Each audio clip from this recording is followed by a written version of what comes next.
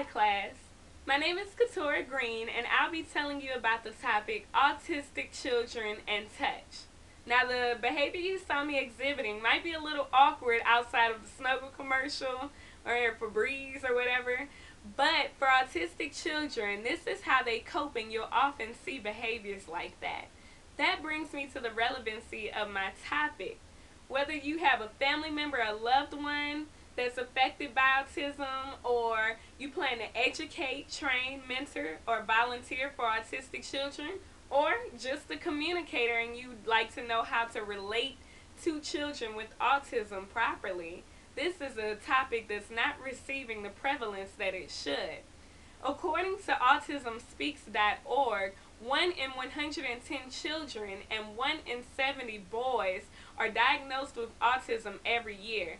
That makes this one of the most serious developmental diseases in the U.S., as well as every child that's affected with this, it happens more than cancer, diabetes, and AIDS combined. So it's serious. That means that somebody you know is probably affected by autism in their lifetime.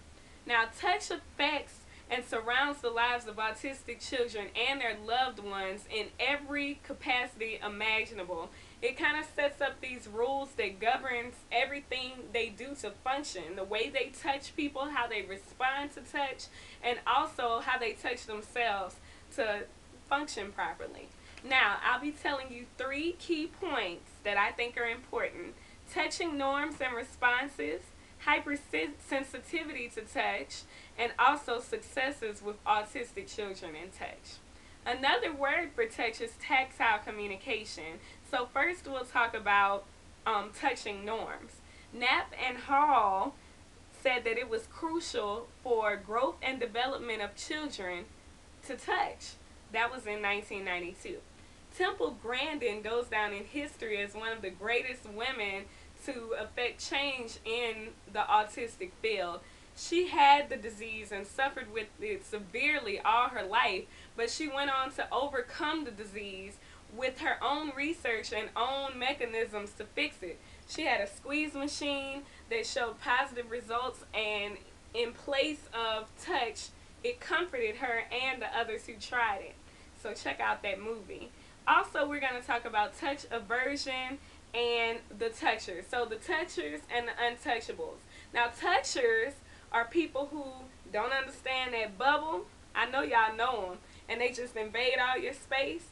Well, sometimes autistic kids do this, and they'll touch places that are uncomfortable, or body parts that maybe we think are off limits. It's not to them because they're not aware. They don't understand. They do head-to-head touching. They'll do like I said, caressing of the body parts, and also they'll put their hands in your face like a blind person to get a feel for you as a person. But on the other hand, there are the untouchables.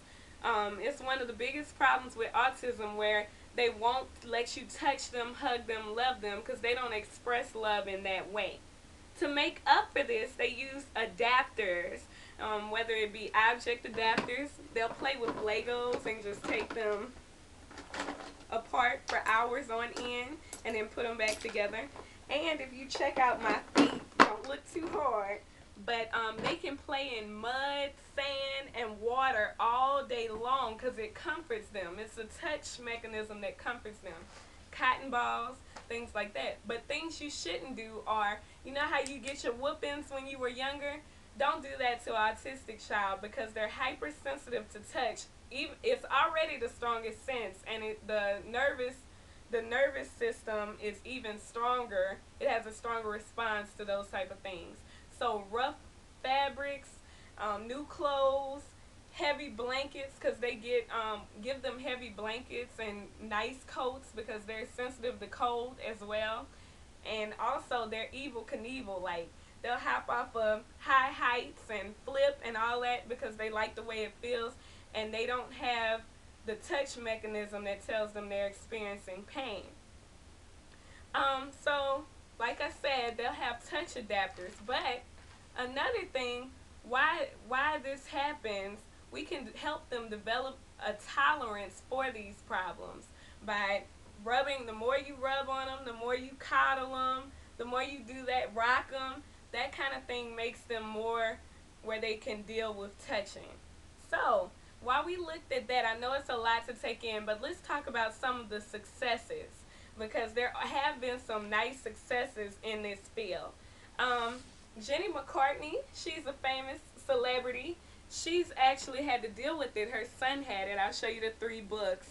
And she's made high heights in the autism field as well. 3 books right here that I have where she talks about fighting and combating this, just working, working, working, touching your children with autism, talking to them, and just developing those things. So she's seen some improvement.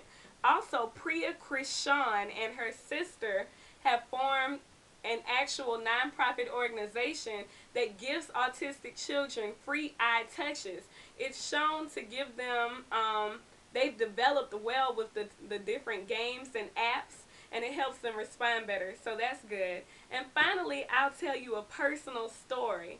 My niece, well, god sister, has autism, and I've noticed some of the same things that I explained to you. Now, she stopped eating for months. I think it was about 3 months. She got really skinny, and we were just so concerned about her. And we found we didn't know what to do at that point. And I can remember my mom threw cheese on the block she was playing with. She wouldn't eat or drink anything except for juice. That's all she was eating or drinking was juice. And my mom threw cheese on the blocks one day, randomly, just out of frustration, and was like, please eat, Molly. And she started eating the cheese because she touched it at first. So just keep all of that in mind and know that this is a topic that is worthwhile and you can make a difference with the touch. Thank you for listening to my presentation, my video on autistic children and touch.